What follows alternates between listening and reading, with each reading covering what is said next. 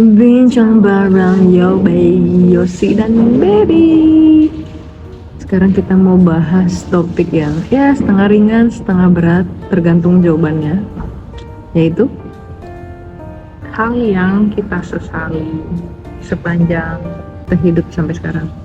Dan ini disclaimer dulu, hal yang kita sesali ini sebenarnya agak susah sih carinya. Karena menurut kita, nggak tahu ya Yosi mikir itu juga. Kalau menurutku sih hal yang kita sesali itu kedepannya masih bisa kita perbaiki atau benerin, improve. Ya mungkin takes time, tapi ya bisa juga pada intinya ke posisi yang kita expect gitu.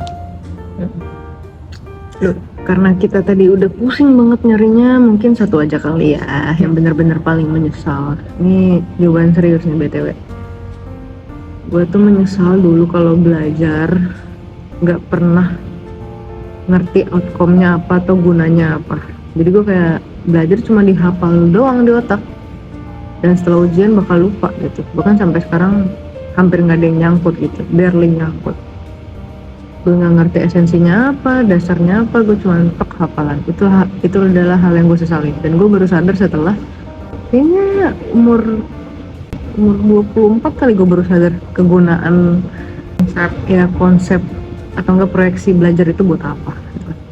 Menurut gue itu yang salah bukan diri lu sih, yang salah itu sistemnya. Gitu sih. Kayaknya sistemnya bukan menyalahkan pihak manapun. Ya bisa jadi sih. Kita dicekokin untuk ngapal menurut gue ya. Tapi menurut gue ada part dimana kurikulum kita tuh ngasih tahu objektifnya tuh apa, ini. Cuma dulu gue nggak mau baca itu dan nggak mau ngerti gitu. Kayak K13 itu bagus tuh aja. Jadi ketahuan dong kita generasi kapan. 13. Tapi itulah hal yang gue sesali. Entah itu salah siapa, itu adalah hal yang paling gue sesali. Karena gue ngerasa gue belajar lama tapi semua sia-sia, nggak ada yang membangun gue gitu. Menurut gue tuh bisa bukan salahnya dia. Itu salah sistemnya, atau salah bukunya, atau salah apanya. Nah itu guys. Kalau Baby apa?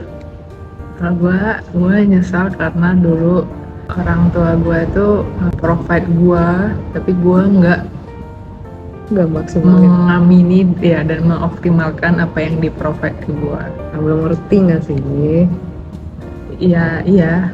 Dan karena emang tipe orang tua gue, kalau lihat di episode sebelumnya, emang tipe yang membebaskan gitu ya, nggak mengekang gitu. Ya udah, jadi aku kendor juga gitu. Contohnya dikasih les sesuatu, misalnya les vokal dulu, tapi gue ya udah berjalannya setengah gitu. Itu karena nggak tahu kan gunanya buat apa? Atau dulu yang Si request anak-anak juga ya, memang nggak ada anak-anak kan yang penting happy gitu. Dulu request juga. Lu request les nyanyi atau dilihat karena ada bakat aja. Kalau menurut kalian aku ada bakat nih. Kalau ada yang mau sponsor les vokal lagi, tolong. Dan les-les lainnya banyak dong les aku, tapi nggak optimal semua. Itu sama sih, gue bahkan les lama pun juga nggak ada yang optimal sayang. Lebih sedih lagi, gue nggak ada. Gue dulu les bahasa Inggris. Nggak optimal menurut gue nggak optimal, karena gue les bahasa Inggris lama banget. Tapi les lu yang salah sumpah. Gue les Inggris juga lama, tapi gue ngerasa Inggris gue optimal. Gue nggak. Ya karena itu lagi, gue cuma hafalin doang, setelah itu gue lupa itu buat apa, nggak tahu gue esensinya. Gue baru tahu belajar bahasa Inggris yang benernya tuh kayak gini tuh setelah kuliah gitu. Terus yang kedua gue juga les piano. Gue lama banget sayang les piano, tapi segini aja skill gue.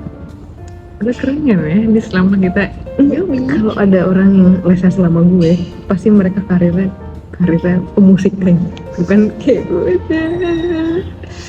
Itulah kenapa gue menyesali nggak tahu fungsinya belajar itu. Itu menurut gue tuh balik lagi ke lingkungan, bukan ke siapa sih pendidiknya. Gimana cara dia numbuhin kita supaya ngerti konsep. Ya, setelah gue pikir-pikir juga tenaga pendidikan sih ngaruh banget. Sama ini yang gue sesali adalah tidak beli Bitcoin pas di awal-awal mula. Jadi 3 nih. Ya udah sih, ini aja sih yang nambahin. Coba kalau gue beli, nggak tahu hidup gue kayak mana sekarang. Kalau dia beli sih dijamin dia nggak temenan sama aku lagi sih. Dia udah temen sama yang naik yacht gitu ya. Udah. Itu versi kita. Kalau kalian gimana? Terus di kolom komentar. Ciao.